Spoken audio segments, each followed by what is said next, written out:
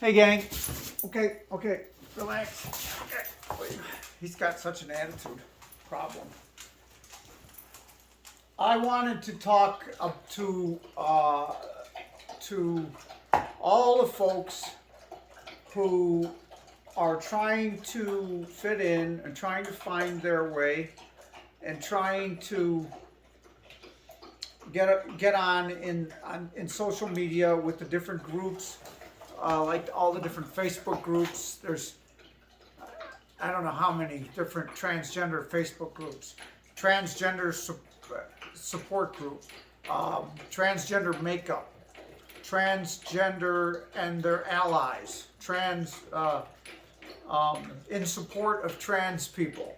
There's and it goes on and on and on, you know. And then there's like offshoots of trans people who are into non-traditional forms of sex, things like that. All different kinds of trans groups.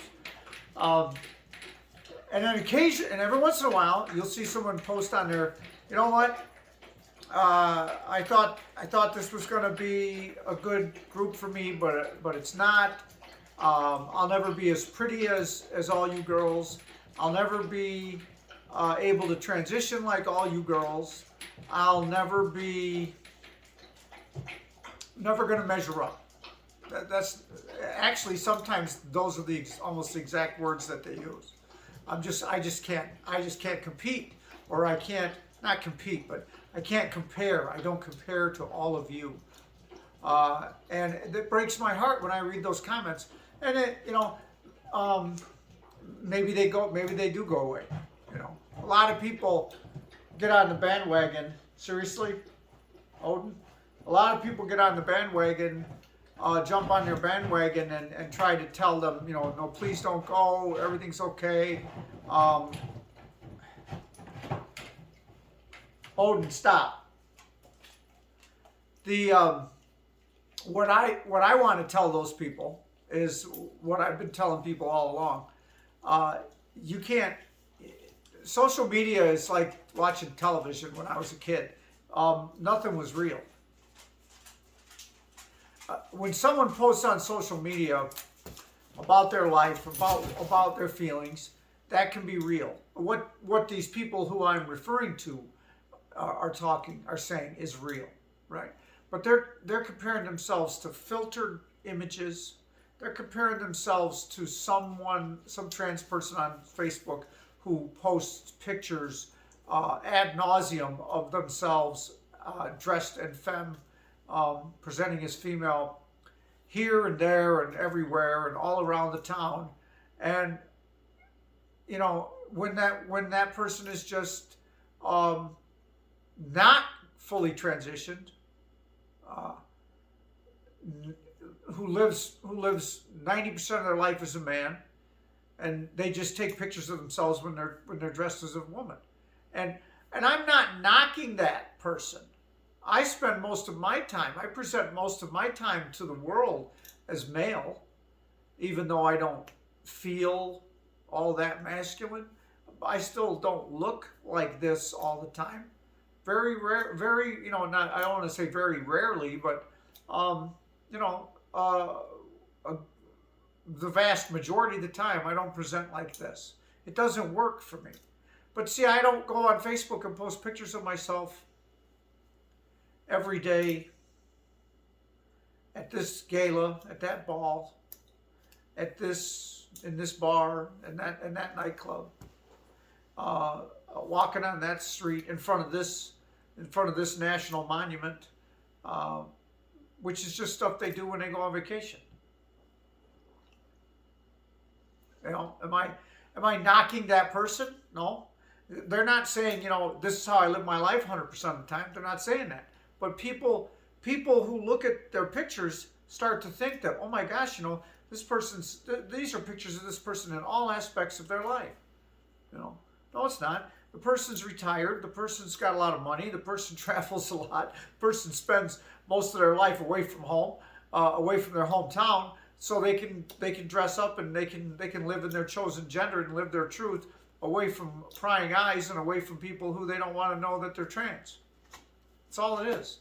You know, and and if you think you belong in that transgender group on Facebook, then you do belong in that transgender group on Facebook.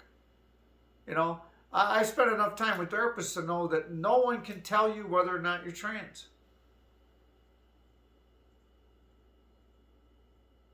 No one can tell you. It has to be you. It has to be you. I I went through one therapist after the other, after the other, after the other, telling them my story and telling them my feelings and asking them to diagnose me or to tell me I'm not trans, so that we can work towards being just a regular old cisgender male. I was the most transphobic person I've ever met. And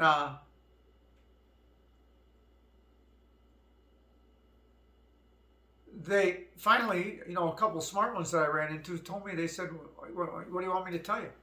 What are you doing here? Why are you sitting in this chair? If you don't think that you're trans, why are you here? And basically, I just wasn't being honest with myself. Okay? I don't look at, you look at these pictures of these young trans girls and you go, and I just smile and I think, man, that's just awesome. She is so pretty. She's so beautiful. Maybe she's going to be a supermodel someday. Who knows? But at the same time, I have this little pang in the bottom of my stomach, and I know there's always going to be something in this fucked up tribal sad world of ours.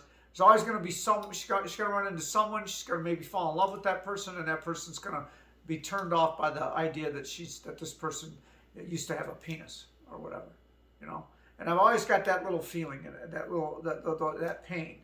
It just bugs the shit out of me. But I try to be optimistic, and I think maybe she's gonna be okay. There's a lot of people out there that don't care. Maybe she'll find that person. Well, maybe she'll fall in love with that person. And I hope that's the optimism. That's the optimism, But for all the people out there that think that they don't measure up, you do what you can do. One person recently posted, I think she joined Transgender makeup group, and she said, I really wanted to learn about makeup, but I just don't have time to apply it. And whenever I do have time to apply it, I'm not very good at it, and I don't think I look good. And you're not, okay? Anybody out there that's thinking about wearing makeup that hasn't tried putting it on yet, go ahead and put it on, and you're not going to look good the first time. Just do it, okay? Just do it. It's just like anything else that you have to learn. You're not going to be any good at it the first time you do it. I'm an instructor, and I explain to people who get frustrated with their lack of their ability to do certain things, and I tell them, listen, it's a process. You got to go slow to go fast.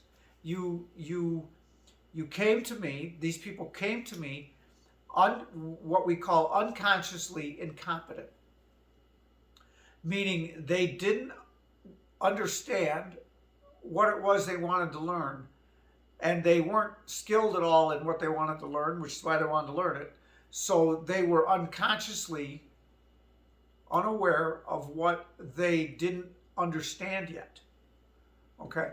And what I do is I take that person, when I identify that unconscious incompetence, is I take it and I make it conscious incompetence. I show them, this is how you do this is how you do that, and they go, wow, I never did that before. I'm not sure I know how to do it. And they start to do it, and they mess up, and they make a mistake, and then they do it again, and then they get a little bit better, and they get a little bit better until they become consciously competent. It's the same goes with makeup. I got a makeover when I was like 24 years old. I went and got a makeover, 25. And I never got another makeover again. She put uh, 12 pounds of drywall mud on my face, and made me look younger and younger than 25, and did something weird with my hair, and said, you look really good. And I looked at myself and went, thanks. And I wiped it off as fast as I could and got out of there. And I never went for another makeover. I just started putting it on myself and asking my wife, but see, I had a wife. I have support. I have someone that loves me that would say, nope, that doesn't look good. Yep, that's looking better. So I was becoming consciously competent. And today, my makeup, it's so funny with makeup. Makeup is the funny thing. In what I teach people, how to shoot guns and how to gunfight and all that stuff, how to compete with their firearm. There's a lot of fast moving and a lot of things that you do in a hurry. And you have to become unconsciously competent. In other words, you practice these things with conscious competence until you get to where you don't even have to think about it to do it. When you have to react a certain way, when something comes up, you just do it without consciously thinking about it. Each step. There's several steps to doing all these different things with your firearm, and so you just do it and you don't break it down. At some point, you get to the point where you don't have to think. But with makeup, I'm always thinking. I'm always consciously competent. I'm always going, all right, I'm putting the blush on. Oh, is that too high? Is that too low? I'm putting this blush on. Did I go over too far? That's okay. I'll clean it up with the foundation. You're consciously thinking about what you're doing. How am I ever going to learn how to do a smoky eye? Probably not. But I've been doing, if you think this looks good, okay, I'm always not happy with it. But if you think it looks good, this, I've been able to do this, after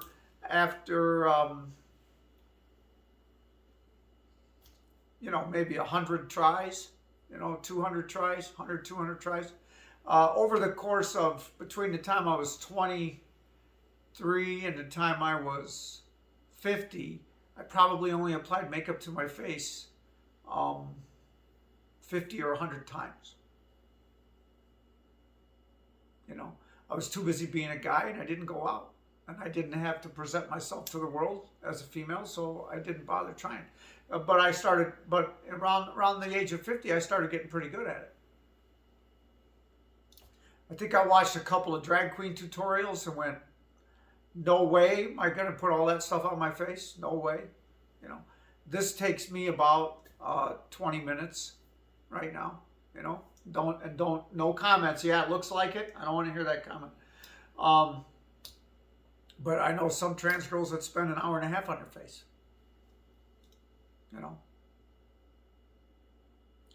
And I don't see them as, I don't see their face. I don't know these people without makeup on. So I don't know if that hour and a half was worth it.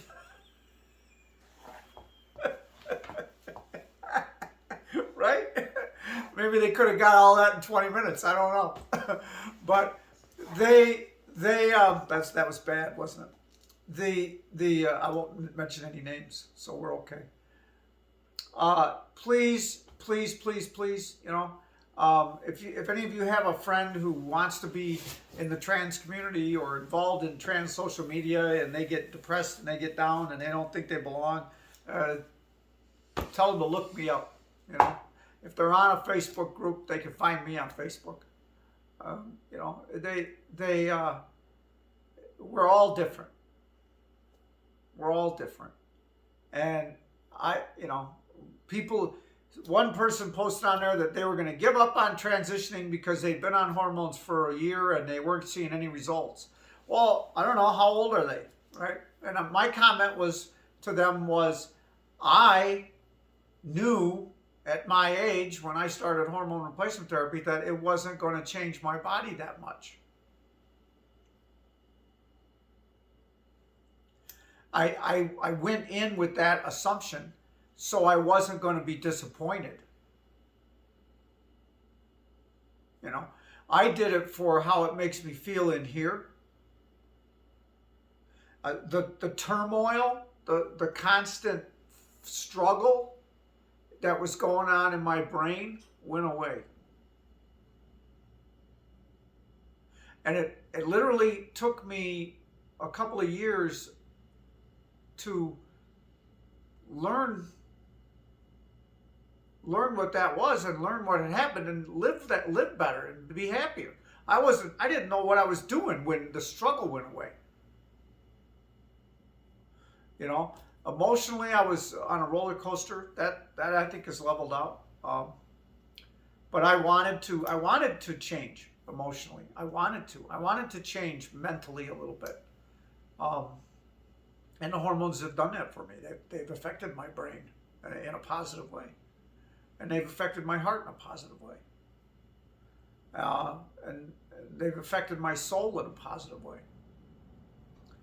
And I still can pull off a guy really well. You know, I still got the broad shoulders and the narrow hips. That's never going to change. I'm not going to spend $25,000 on a Brazilian butt lift and widen my hips and make my butt bigger. I'm not going to do it. You know, it's not going to happen. I'm not. You know, I may spend $5,000 on breast augmentation someday, but I'm going to have to. It's going to have to be $5,000 that's just laying around. And at this point, at this stage in the game, I don't have that kind of money just laying around. You know, I just don't. I'm too frugal, I guess. I'm not very frugal, but I'm frugal in that regard. I couldn't do that to my wife. I mean, $25,000 for a Brazilian butt lift, it would impact our retirement savings. You know, I wouldn't go and take $25,000 out of my 401k and buy a car with it. You know, I know. Would it be cool to have a body of a female? Sure it would. But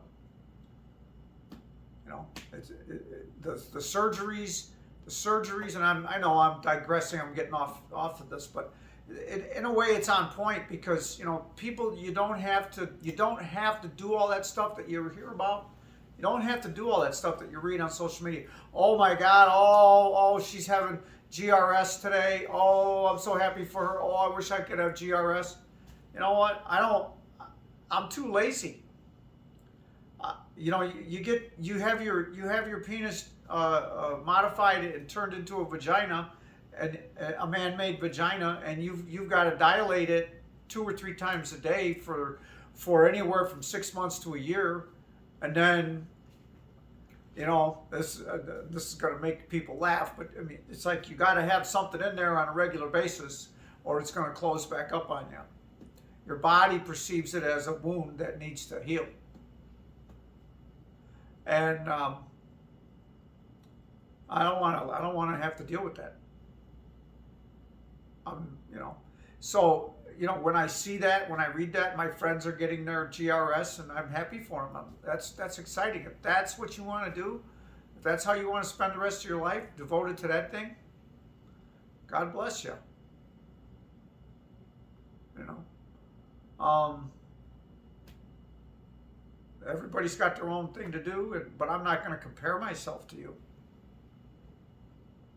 And you got to have that. You can't be sensitive. Another person posted on Facebook how they were upset at a meme. The meme was a picture of a cat, and it said, next to the picture, it said, "This is a duck. If you see a cat, that means you're gay." I'm still trying to figure out exactly what that meant, because I'm not that woke, I guess. I don't know. But someone was completely offended. I can't believe you would do this to gay people, and blah, blah, blah, and all this other stuff. And finally, after all of the offensive comments, said, "Oh my God, oh, I can't believe you did this," I posted, "It's a meme. It's hubris. It's hyperbole. It means nothing. It means absolutely nothing. Someone has nothing better to do with their time but create this thing or find it and share it and let it go. Let it go. Did you make the statement? Did you post the meme? No. Let it go. Do you think that all of these negative comments on this meme are going to stop that person from looking for another one or creating another one or sharing another one. No. They just got all the attention. They're going to do it again. But it just struck me how sensitive and how butthurt these trans people got. And I said, you know, trans people are the strongest people I've ever met. They're the toughest people I've ever met. They've had to deal with a lifetime of self-loathing and thinking they were insane and not looking at not liking the reflection they saw in the mirror every day, and yet they kept going. And some of them got married and raised families and kept their jobs, and some of them became uber successful. They just kept going, even though they weren't happy with what they were or their lot in life. They still kept going. Some of them had to deal, a lot of us had to deal with suicidal thoughts, suicidal attempts. And we just kept going. And then you see a stupid picture of a cat. It says, if you think this is a cat, you're gay. You get all butthurt over it. Oh, well, you've obviously come a long way, my dear. And now this is the worst thing that you have to deal with in your life, I guess. Don't fall prey to the attraction of social media and the grass is greener on the other side of the fence, because it's not. And it's oftentimes, it's not grass. And it's oftentimes, the picture isn't even anything like the person. Okay? They're all, well, now you want to cuddle? Now you want to be my pal? Tried to kill me a little while ago because I woke him up. He doesn't want to be woke. Yes, he does. Yes, he does. He loves everybody. He made 2 friends today. He made 2 friends with other dogs today. I couldn't believe it. He didn't bite either one of them. And that's why he's so tired. Because once he made friends with them, he just couldn't stop playing with them. I had to drag him away. Right? Love and peace to all, guys. If you're new and you haven't subscribed, please subscribe. Find me on Facebook. I'm on Facebook, Rachel Rollins. If you want to chat, if you want to be Facebook friends. I don't do a lot of posts on Facebook because I don't have a lot to talk about. I do everything right here. Here I am. This is me. Take it or leave it. No filters. Considerable amount of makeup, but no filters. And he's not wearing any makeup at all. Love and peace to all, guys. Let's just try to accept one another for who they are.